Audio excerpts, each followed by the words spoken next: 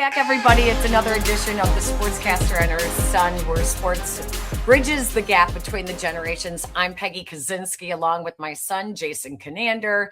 And Jason, we got to take a step away from football talk and talk a little bit about baseball in Chicago. Dare I say, I know this is only, 36 games into the season, but baseball is fun in Chicago again on both sides of town. Yeah, this is right now poised to be the most fun summer of baseball in Chicago in 10 years. I mean, Mom, this is going to be electric. It already is. You have the White Sox, who are leading the league in the percentage of runs scored by home runs. They have the guy who's tied for the league lead in home runs, Munetaka Murakami. Everybody's talking about him. He's the talk of all sports right now, which is crazy that a Chicago White Sox player is this popular. And then the Cubs are red hot. Monday night, when it looked like the Cubs were dead in the water, they come back in the ninth inning and beat the Cincinnati Reds on a walk-off homer. I mean, this is everything you could ask for as a baseball fan in Chicago, especially as a White Sox fan, though, because this has been a very long time coming.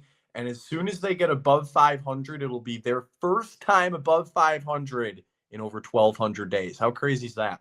Oh, my gosh. Now, you are such a big Sox fan. You pretty much remind me every year how long it's been for you as a how old are you? 23? Yeah, Mom, I'm 23.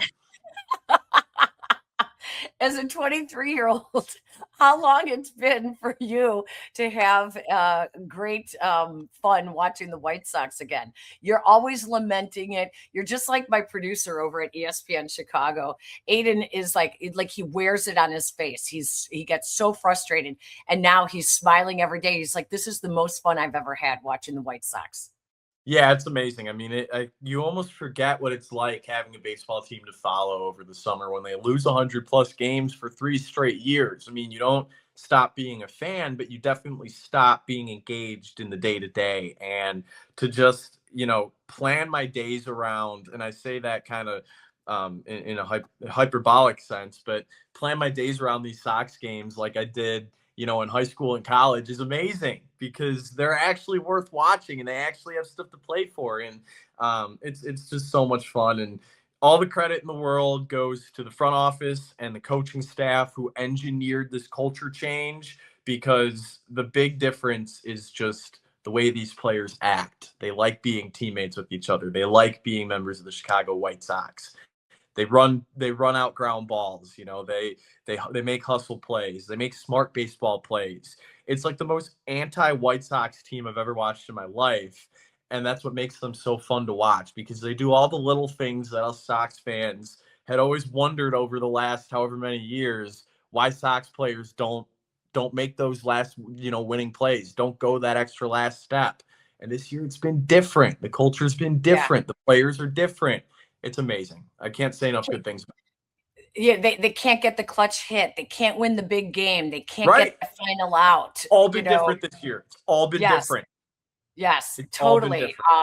Which is interesting, coming on the heels of the comment by Gavin Sheets recently that the best thing that ever happened to him was getting released by the White Sox, getting let go. Listen, it's everybody's fault. When it's toxic, it's everybody's fault at that point.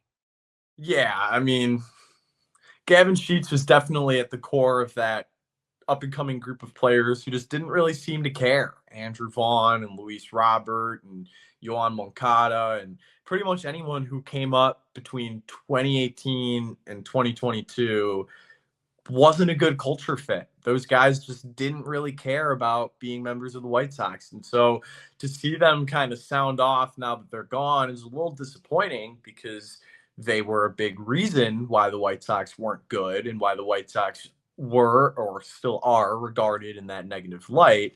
But, the overwhelming belief from Sox fans in response to Gavin Sheets was that the feeling's very mutual there. The White Sox don't need any more one-dimensional left-handed hitters.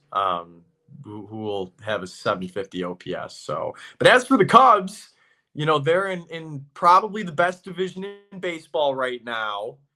PCA is starting to heat up. Michael Busch is starting to heat up, but the pitching doesn't seem like they're going to get any healthier. What do you make of the Cubs starting rotation situation? They're coming, getting over some of the injuries, which is so amazing. This is a good time for us to bring in our friend Jesse Rogers from ESPN Chicago Baseball writer, joining us now here on the Sportscaster and Her Son podcast. Jesse, thank you so much. We were just talking about the Cubs and how, they've overcome injuries and they're still winning. It's amazing. Yeah, it's really come down to this incredible offense they have. Every time they need to get to 5 runs or 6 runs or more, they seemingly do it. And that's been the key here. They can overcome those pitching injuries because they're scoring so much. It's the deepest team we've seen since the World Series squad. And it's really impressive how far down in the lineup they can go. 12 guys, basically. Michael Conforto, the final guy on the bench, other than Nicky Lopez. I guess he would be the final guy, but Conforto has been that guy off the bench when break glass in case of emergency batter, and even he comes through with a walk-off home run. So both catchers are hitting. Their new DH, Moises Ballesteros, is hitting. Matt Shaw is hitting when needed at times, and of course the starting 8 or 9 or whoever it is that day are all providing some offense as well. It's been great to watch. It's been fun to watch. Because who doesn't like offense, right? 2-1 games can be fun, but so are 6-5 games. So that's really the part of the team that's carried them. What do we make of the starting rotation right now with Justin Steele's status in question for the rest of the season? Cade Horton's done for the rest of the season. But Shota Imanaga has been breaking out this year. What do we make of the Cubs rotation right now? The lineup's been great and will only continue to get better as the weather heats up. But what about pitching? Yeah, Imanaga is a key, I think. If he can kind of repeat his first year as a Cub or take the place of Cade Horton at the top of the rotation, that's going to be key. Everyone's kind of waiting to see if he can do it for the entire season. This is Imanaga 2.0, so it's not like he's just going back to who he was and hoping and crossing your fingers. He's more evolved. He's a better pitcher. He's a very smart guy.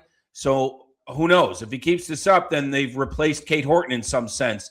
I think Edward Cabrera and Matthew Boyd are fine in terms of like 2s and 3s. I mean, there's not a true number 1, but Imanaga is pitching like 1 right now.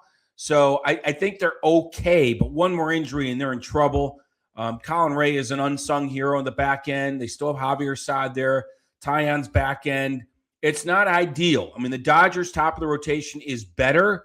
Jed may have to go out and try to get something in July, but it's good enough right now. October is a different story, but their rotation is good enough to maintain, especially the way maintain their position in the standings, especially the way the offense is playing. So it's kind of my take on it. It's not ideal, but it's darn good right now, at least.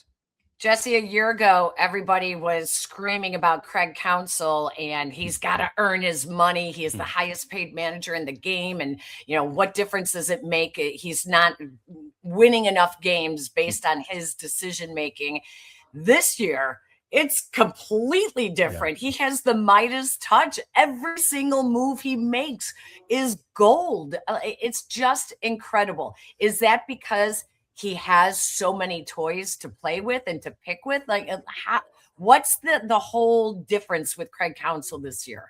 Yeah, I think it's what you said. He has more toys to play with, but there's also somewhat of an evolution of a manager within an organization. I guess the way I would put it, maybe it's splitting hairs, is I don't think Craig Counsell's a better manager than when he first signed here. I just think he's more comfortable and understands Wrigley Field better.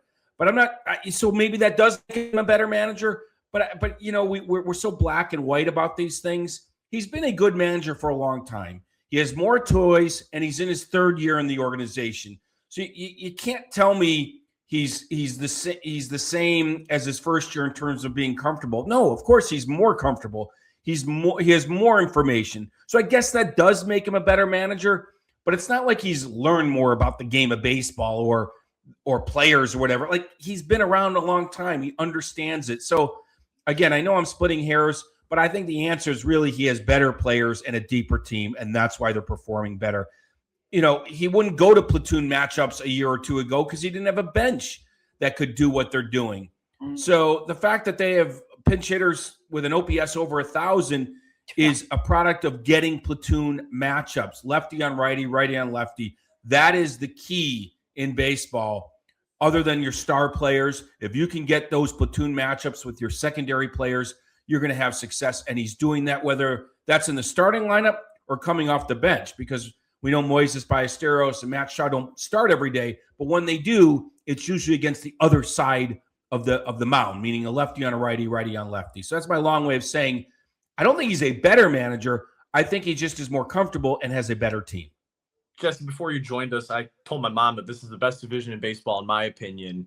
The Reds have been really good. The Cardinals have been one of the breakout teams of this season. The Brewers have always been the Cubs' kryptonite these last few years. Who do you think is going to be the Cubs' top competition in this division come August and September? I actually think it might be Milwaukee. I would never rule them out. I thought Cincinnati would have some regression, and they are. I don't think the Reds are that good on the mound, and they're doing this without Hunter Green. So maybe when he gets back, I actually don't know if it's going to be the best division in the long run.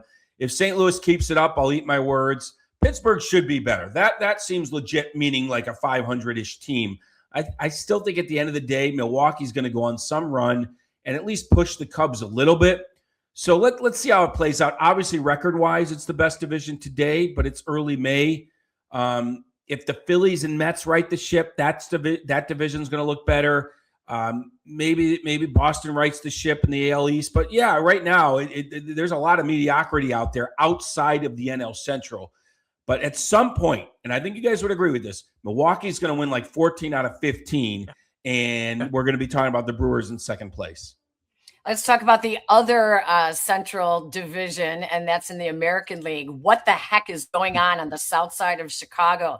Mooney Mania, pitching, young guys are doing it. I'm not sure when the last time was that the national baseball scene was actually headlining the White Sox.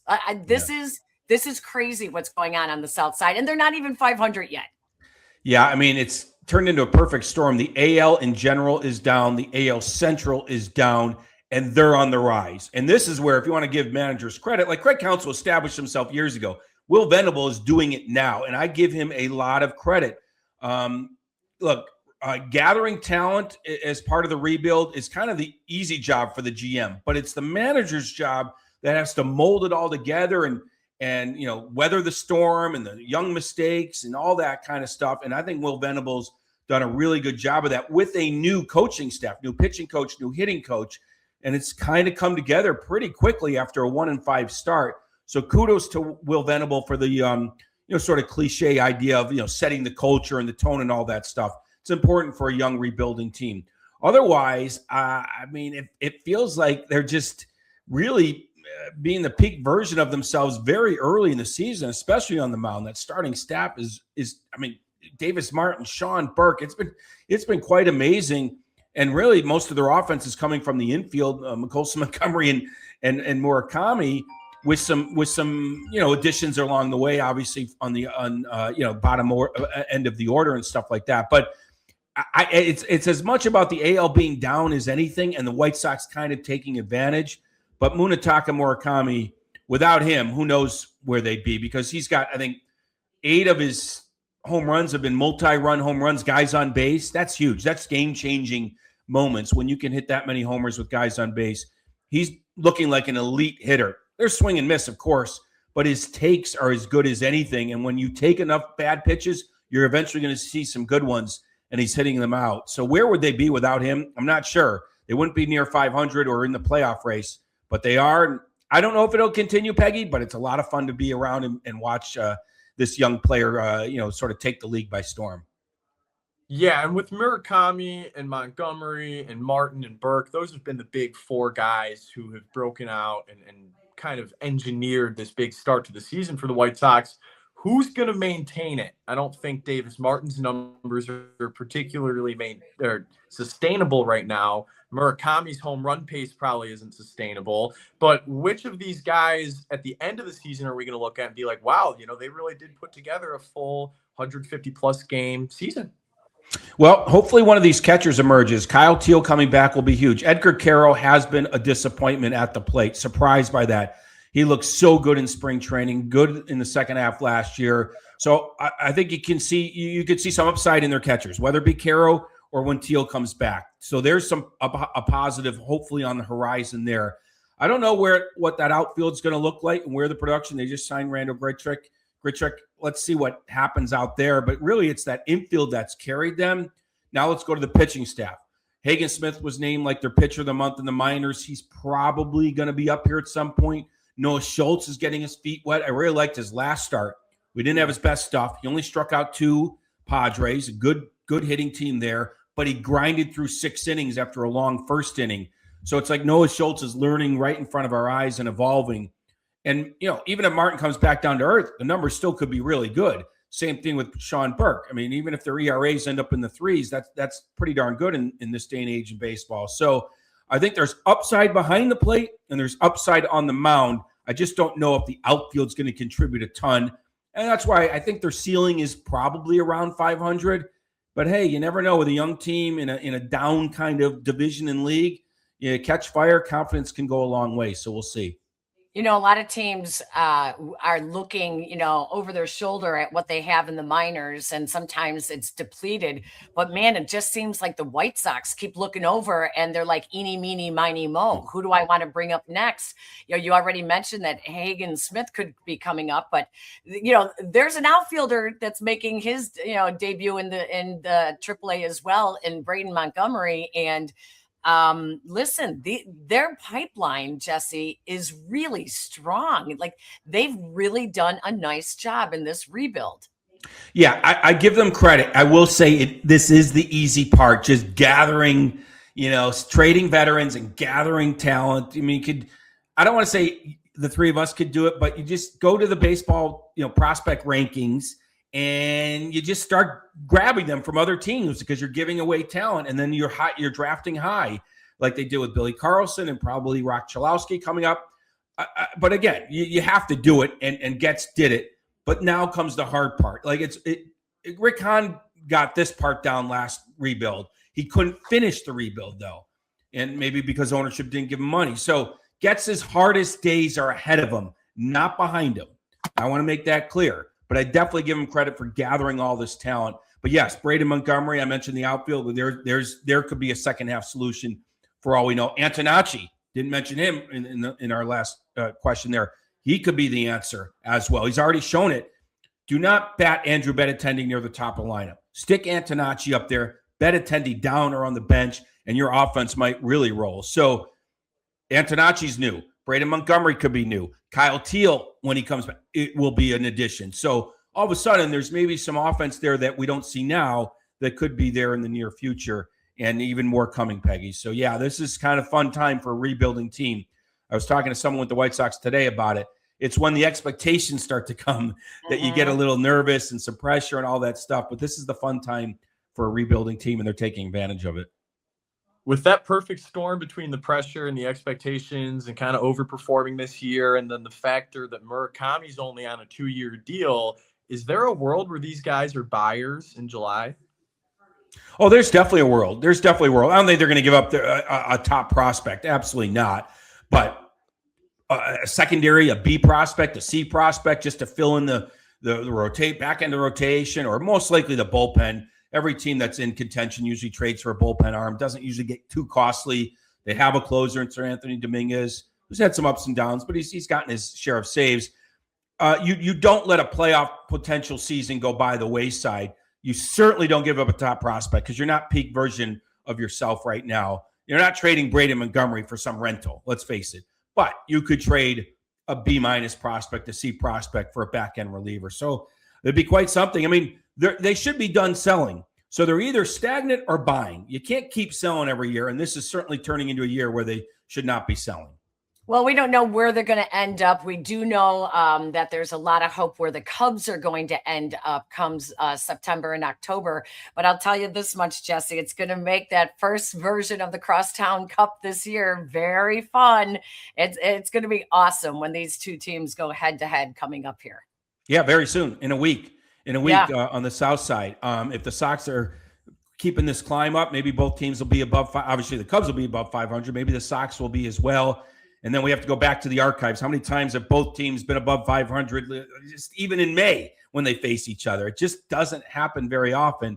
And I will tell you what, the South Side will be, Wright Field will be rocking if this team's above 500 and facing the Cubs. So, yeah, it's setting up to be a fun summer, even more fun than we could have even imagined in February or March. And, I mean, the Cubs really do have a shot. It's too bad they're in the National League. They'll have to face the Dodgers, and it looks like the Braves are for real. But the Cubs really do have a shot to go far. The depth is so big with all the injuries that happen in baseball, and they have that depth. And the Sox are in the right league and the right division to maybe surprise everybody. The playoffs started today. They'd both be playing, so that's quite something. Jesse Rogers, ESPN Chicago, thank you as always for your time. It's great to see you, and we'll tune in and listen to you very soon. Thank you both. Appreciate it. Thanks, Jesse. Thank you. Jesse Rogers joining us there, my buddy from ESPN Chicago. And Jason, he's pretty much said what we were just saying. It's exciting on both sides of town. One team is rebuilding, the other is retooling to try to make it to the next step. I just keep pinching myself. I can't believe that this is real life. After 3 straight seasons of being down in the dumps, in the gutter, in the cellar of the American League Central, people are talking about the Chicago White Sox in a positive light, and this Crosstown Classic next week is going to be scenes. I think Jesse put it best. If the White Sox are above 500 hosting that series against the Cubs, it's going to be absolutely electric, Mom. Might be a playoff-type atmosphere in May, which is really fun to say in Chicago sports. We deserve this as Chicago sports fans and ball knowers and people who live this. It's been bleak before the last, 6-9 months, thanks to the Chicago Bears. Having an epic Crosstown Classic would just add to all the fun in Chicago sports that just seems to continue to ramp up. I think I need to go get some history on my Japanese culture, because both sides of town are featuring players that are really contributing to both the Cubs and the White Sox. I wouldn't count the White Sox out of the Seiya Suzuki race when he's a free agent this coming winter. I think that they're going to have a lot of interest in adding him as a power bat. He was teammates with Munetaka Murakami on the last 2 World Baseball Classic Japanese teams. So I think that there's a little storyline there that, yeah, it's fun that each team, has some Japanese superpower, the White Sox with Murakami and the Cubs with Imanaga and Suzuki. But I really think that there's a chance that Suzuki could be a White Sox next year, which is a fun little angle, because we're usually talking about one team really good, one team not good. What's the trade going to be? Is it going to be Craig Kimbrell to the White Sox? Is it going to be Jose Quintana to the Cubs? No, now, both teams are kind of in their windows contending, and, maybe one of the Cubs' top bats will join the Sox at this time next year. Exciting times, Mom. Exciting times. Fun conversation, Jason. Thank you to Jesse Rogers for joining us. Don't forget, you guys, you can tune into us. The audio version is available on the ESPN Chicago app or wherever you listen to your podcasts. And of course, our home on YouTube, the Sportscaster and her son. Lots of fun, Jason, when we're done. Oh, yeah. And follow us on social as well. Please tell your friends, tell your neighbors. Who does that sound like? This sounds like Hawk Harrelson, Mom. Yeah. Absolutely. All right, Mom. Great time talking baseball.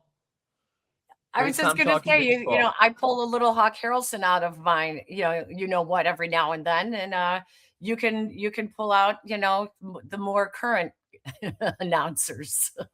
Yeah, exactly. And on the topic of Hawk Harrelson, no one's enjoying this more than him. I'm sure that he is having the time of his life wherever he's retired, watching this White Sox run from his couch, and especially next week against the Cubs. That series doesn't matter more to anyone else other than Hawk Harrelson. So great times in Chicago, Mom. Anytime we can talk baseball in May, Life is good. All right. Thank you, everyone, for joining us. So we'll be back next week with another episode of The Sportscaster and Her Son. Make it a great week, everyone. Love you, Jason. Love you too, Bob. Talk to you soon. Bye.